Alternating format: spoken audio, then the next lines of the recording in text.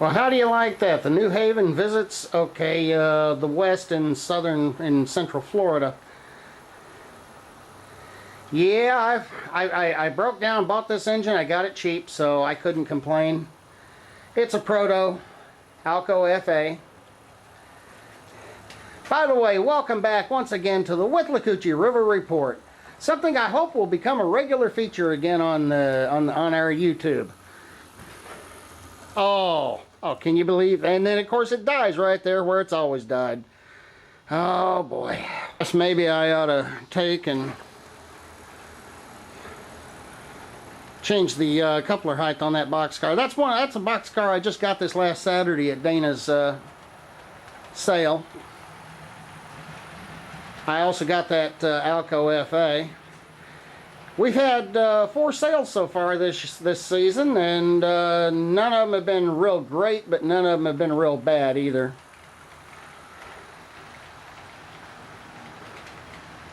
I also picked up that there caboose, which is a pretty nice looking caboose, and that AccuRail boxcar right behind that high cube.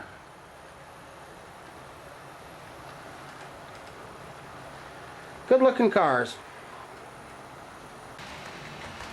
Another unit I picked. Oh God bless. I guess I gotta raise that boxcar up a little bit too. Looks like it's gonna give me problems. Oh come on. This ain't. That's getting downright frustrating. First it was a rainy day today, which kind of sucked. I'm on vacation again. If you remember last year when I was on vacation in April, of course my mother had passed away just the week before.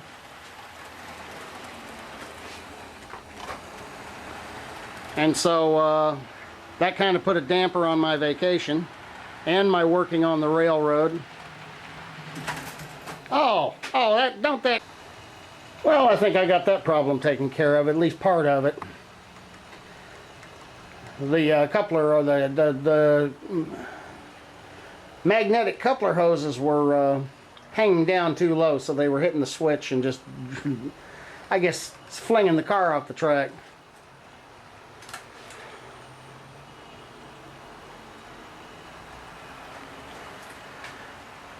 So I'm just out here kind of, you know, trying to get my railroad running again, or some semblance of trying to keep this beast running.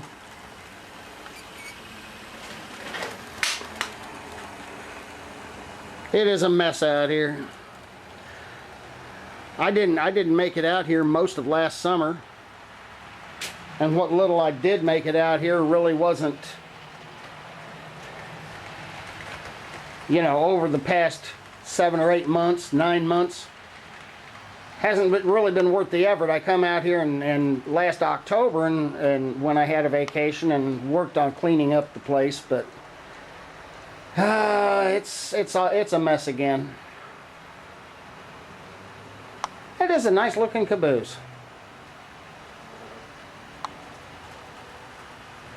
Oh, that F3 on the point there, I switched out for the Alco FA.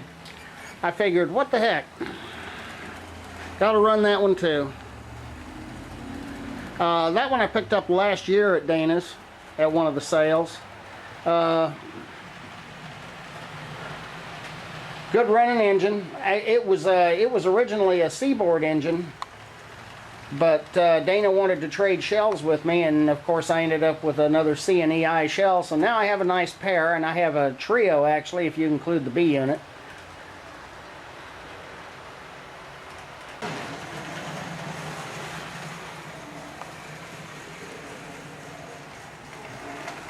There's another little acquisition I picked up. D&R GW P44. Pretty nice little engine. Runs pretty good for being a United. Doesn't really want to climb that hill at all.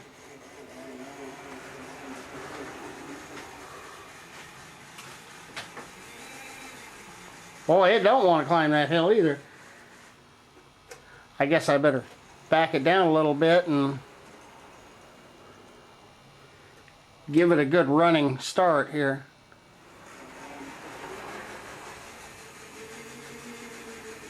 No?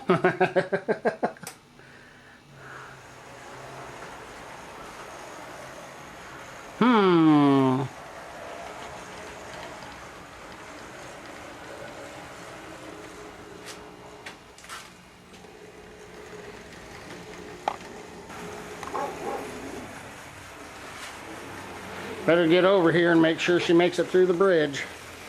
Or beyond the bridge. There she goes.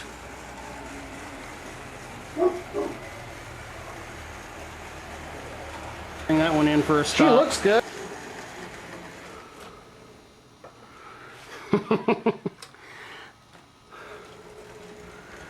That's one of those that runs a whole lot better on Dana's layout than it does on mine. I got a lot of steamers that of course are worth a lot less than that one that run a lot better on this layout. Oh well, maybe I don't plan on selling her anytime soon. I don't even plan on selling her. I'd like to get her painted. It's complete with a nice cab interior and everything. So definitely a good looking engine, well detailed. Guess the man that owned it went on to his reward and his wife sold it to me pretty cheap.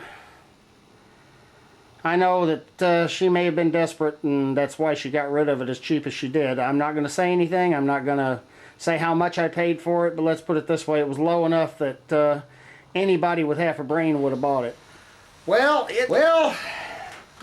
I had nothing better to do with the wife at work on a rainy night on middle of vacation, and damn, I can't believe I've humped over my vacation week here. I'm right at the middle. After tonight, I'm on the downside of it. I got to go back to work on Sunday. Well, got to make a living, I guess. You notice I got one brass locomotive. Finally, after all these years of dreaming of having a roundhouse full of brass, I've got my start. Someday I might actually get another brass locomotive, and then of course I'll probably be dying of old age. Or be put to death for having faith in Jesus, or whatever. But I can remember a time, you know, it amazes me that brass has shot up so much. But then when you look at the price of the plastics these days, have you seen the price of plastic locomotives these days? Isn't it something? Isn't it just, oh my goodness. I mean, Dana gets them in. If it's a big boy, it's $500 plus. $500, 5 bills, can you believe that? And it's plastic. It's plastic. My God, I thought. I mean, to this day, you can still go out here on the street and find $500 cars that you can drive. Okay, maybe you can't really drive them. It depends on the car, I know. I know classics, they've shot through the roof. Everything's shot through the roof. And brass, forget it these days. I mean, you see the advertisements for it, but boy, you don't even look at it.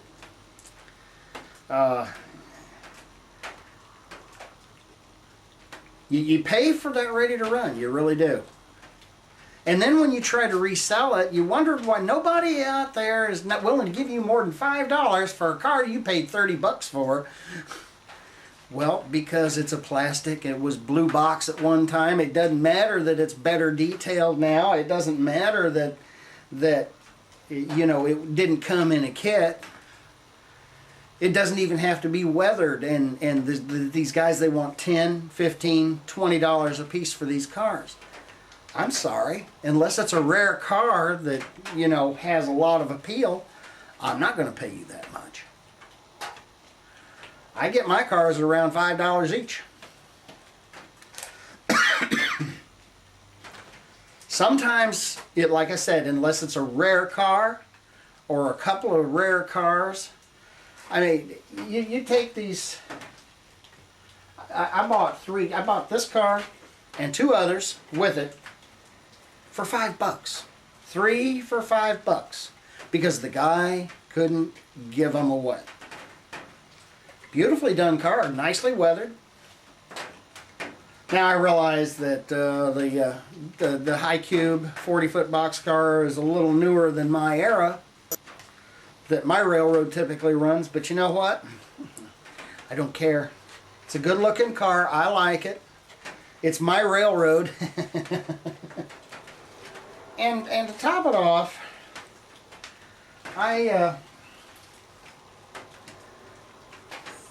you know, I don't really need rolling stock. I got boxes full of rolling stock right now. I have such an inventory of rolling stock. I'm even considering putting some on eBay. I know I haven't put anything on eBay in forever, but you know, one thing I don't need is more rolling stock, and yet I continue to pick it up. I guess when you don't need it, you can get it. And you can get it cheap. But so much of this ready-to-run business out there, so much of this ready-to-run crap, and most of it is just crap for the money. I mean, when they're wanting $20 for a car like this new in the box just because it's built up, and it's not any different than, and I can tell that this one was one of the ready-to-run models. It's got Phillips screws holding the trucks on. It had Phillips screws, I imagine, holding the couplers on at one time, or it had the snaps in. I've got KD boxes on it now. In fact, I switched it over from those horrible McHenrys over to KD couplers because I won't run anything less than that on my railroad. I do have a couple of cars that still have their McHenrys on them, but I'm not a McHenry person. But again, you know, and you would think that the kind of money they're charging for that, they'd go ahead and spring for the KDs. That would make sense, you know. But no, they'd rather buy the couplers made in China and have the car assembled in China and sent back here in a pretty little box and put a $30 price tag on it. I've seen these gondolas, just like this one. And they come in, they're from Proto 2000. Just like this one is. This one was an original kit from Lifelike. But it's the same blasted car. And they bring it in, and they put a tiny little load in it, and they want $39.95 for it, or $29.95. Some ridiculously high price. And Walther's is ridiculous anyway. My plastic diesels, I think I paid $30 for this one. That's because I wanted an RS1 badly. I like RS1s. I almost got a fleet that day. I almost ended up with 2 of them. I was just low on money. I do have a fleet of RS3s, both undecorated. All Atlas. I paid well less than retail on them. All of my, the bulk of my F units, I paid well less than retail for this baby. And I'm hoping I can get a Santa Fe shell for it. And if I can't, this shell will become Santa Fe. So as you can see, I've amassed this baby here. Now I paid $20 for this. Now I'm sure that's about the going rate on this one. But I always wanted a doodle bug, and a friend of mine in South Carolina, he had one. He said he'd sell it to me for $20, and he sent me a bunch of extra stuff anyway with it. Worked out fine. I've got a doodle bug. Needs to be painted up in Santa Fe, but hey, I've got a doodle bug. Yes, even today, I would love to have a bunch of brass locomotives. Now, I'm about to run out of battery power here, so I'm going to let you go. But until next time, happy railroading.